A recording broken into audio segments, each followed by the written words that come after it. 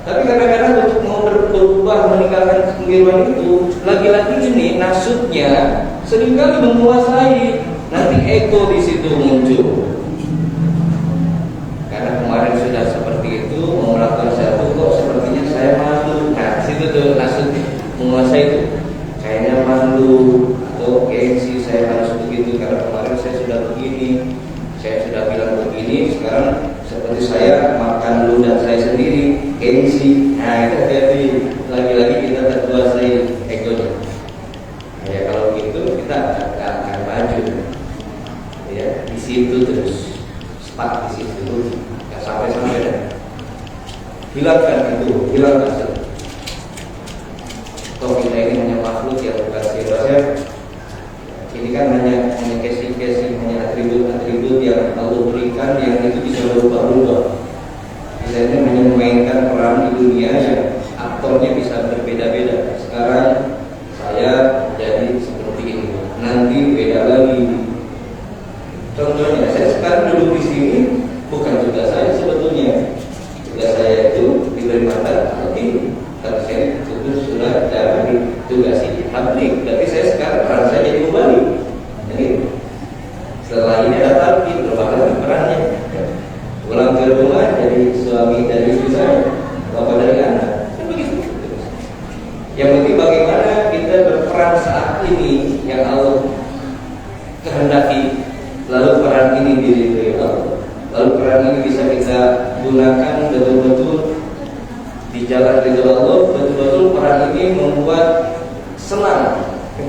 Kalau kita mengamalkan tugas dulu tersenyum dengan peran yang kita buat ini. Karena inilah yang dikehendaki guru pada muridnya.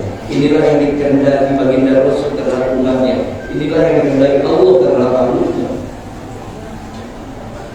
Bagaimana kita menciptakan itu? Nah, maka selalu dasari di dalam tuntunan kita ini dengan munajat ilahi al-sudi wa selalu itu yang jadi landasannya. Kita melakukan ini semata-mata ilahi al-sudi, bukan yang lain, bukan yang lain. Kalau yang lain itu jadi ibaratnya bonus saja. Kita melakukan ikhtiar usaha kemudian dapat untung. Itu bonus, bukan tujuan. Tujuan itu ada maksudi Allah yang kami maksud, ridho Allah yang kami cari, bukan keuntungan ini. Keuntungan ini hanya bonus, nggak sepersekian persennya dari nanti yang akan diberikan oleh Allah dengan ridhonya. Ya, setelah kita dapat usaha atau untung dari usaha, lalu kita pulang ke rumah dari usaha itu, kita punya peran sebagai suami dan kepala rumah tangga. Jadikan itu nafkah buat keluarga kami. Nanti kita melakukan peran lagi, kita dapat rezeki dari sini. Ya sudah, kita gunakan rezeki ini untuk ini. Karena ini yang harus kita lakukan menuju ridho Allah. Seperti itu. Nanti Allah berikan lagi pintu-pintu rezekinya. Jadi bukan hanya dari satu pintu saja.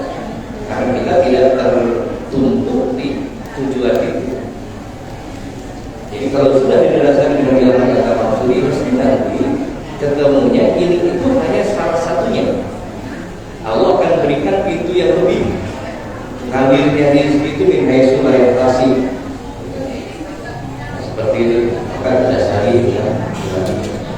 Maka tidak, dia akan kalau kuat dengan landasan itu, kemudian apalagi ditambah dengan kuatnya sambungan Mawidoh tadi, maka nasutnya akan tergigis, akan tersterilkan nasutnya, egonya akan hilang. Nggak lagi merasa gengsi, nggak lagi merasa ini, karena toh kita bukan siapa-siapa, Allah bilang. Nah, barulah dari situ kita tidak stuck di situ. Akhirnya kita sadar bahwa kita harus, setelah kita sadar, lalu kita harus maju ke jalan menuju Allah. Nah, begitu kita hari sekarang kita mengamalkan tuntunan guru kita. Kalau kita sadar kita masih banyak sekali lagi, tidak banyak sekali. Maka ya sudah, kalau kita sadar begitu, jangan terus dipikirkan. Lalu bagaimana cara kita tidak lagi seperti kemarin? Nah, maka ayo kita maju, karena apalagi sekarang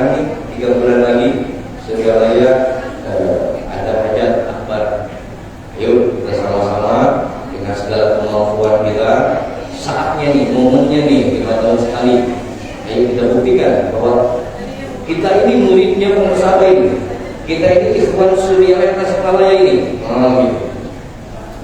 Hanya sudah ajar kita, ayo dengan segala kemampuan, dengan segala kemampuan, jangan dimaksakan, jangan. Guru tidak akan memaksakan kita, guru itu bijaksana. Sampai bijaksananya guru kita, itulah ciri kaminya beliau. Untuk tuntunan yang kita amalkan saja, guru tidak memberatkan kita. Orang-orang saudara kita zikirnya ribuan, puluhan ribu, kita hanya 105, nggak banyak. Saudara-saudara kita harus mengamalkan suluk, harus bertapa di gunung, misalnya. Guru kita tidak mengajarkan begitu. Cukup bibir 105. Khotaman itu seminggu sekali, mana seminggu sekali nggak ada. Tapi dengan begitu guru mengantarkan kita menyusul para tamu, maka sebagai bukti syukurnya kita dipertemukan dengan beliau yang membimbing kita dengan bertanggung amal setiap hari menuju Allah. Nah, sekarang bagaimana bentuk kita dan kesungguhan kita untuk berterima kasih pada guru kita ini, gitu.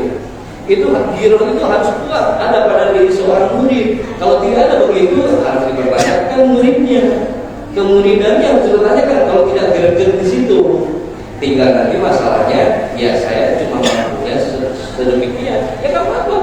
Kalau udah terima mampunya segitu, nggak usah berkecil hati. Kalau pada akhirnya kita nggak ada kemampuan misalnya, nggak apa-apa. Yang penting ada semangat hero itu dulu. Semangat kuat pada diri dalam diri ini yang kuat. Ini mumpung, ayo. Betapa tersenyumnya beliau kalau lihat beliau seperti itu. Sekalipun nanti, ya cuma mampunya segitu, ya. Mampunya cuma tenaga orang lain, misalkan dengan itu nggak apa-apa. Ya orang lain dengan kemampuan yang berbeda, yang semua itu ya kembali kepada Allah. Jangan berkecil hati, karena yang dinilai bukan nominal, bukan nilai angka, bukan apa, tapi kesungguhan tadi yang dinilai. Karena takdir pun mengamanahkan kita bersungguh-sungguh, bukan diminta hasil sebetulnya, tapi bagaimana kita bersungguh-sungguh mengamalkan semampunya. Gak apa-apa 3 kali karena orang sibuk misalnya, tapi sungguh-sungguh 3 kalinya, karena sungguh-sungguh 3 kali itu tetap dia merasa bahwa saya punya hutang nih yang tadi pikir gitu. Tapi juga mau foto belum juga ada waktunya, tapi punya ini dalam dirinya, nah itu sungguh-sungguh hati. Tidak begini 3 kali sudah, ya sudah kan. Dulu juga kalau sedang sibuk cukup 3 kali kok, enteng aja, nggak begitu. Yang sungguh-sungguh itu tetap ada semacam hutang pada diri ini, dan selalu saja itu menjadi ini. Nah itu yang harus sungguh-sungguh itu masuk. Coba. Jadi jangan nunggu dulu diinfokan sama ketua, jangan dulu nanti juga begini sama pusat melalui surat perlu bergerak. Bukan seperti itu. Justru kita yang berpikir, kita mikirin ini gimana caranya begini.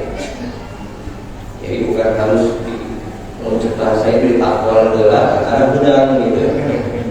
Tapi itu juga alhamdulillah gitu, daripada ditakwal cicimai gitu.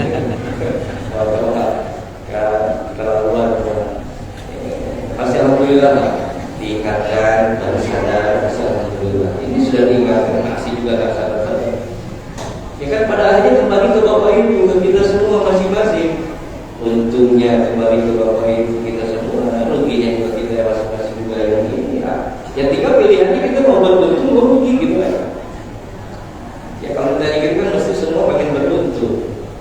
Tapi ketika diajak yuk bagaimana supaya mendapatkan keuntungan, nah situ tuh mulai itu daya ogah-ogahan, karena nasibnya menguasai nasibnya, dorongan nasib pada dirinya dominan.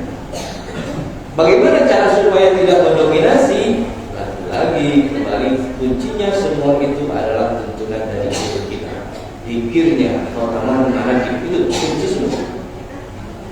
Jadi kalau kita merasa masih banyak dikuasai oleh nasutnya, ibadah lahutnya, ya, maka kembali ke dikir. Ya bagaimana kan dikir begitu-begitu aja. Ya, begitu-begitu aja karena kita tidak melibatkan rasanya dalam dikir sebetulnya. Kalau kita libatkan rasanya mesti ketemu. Bahwa dikir kalau caranya begini ketemunya. Kalau dibawa seperti ini nanti ketemu begini, itu ketemu tuh kalau dilibatkan rasa.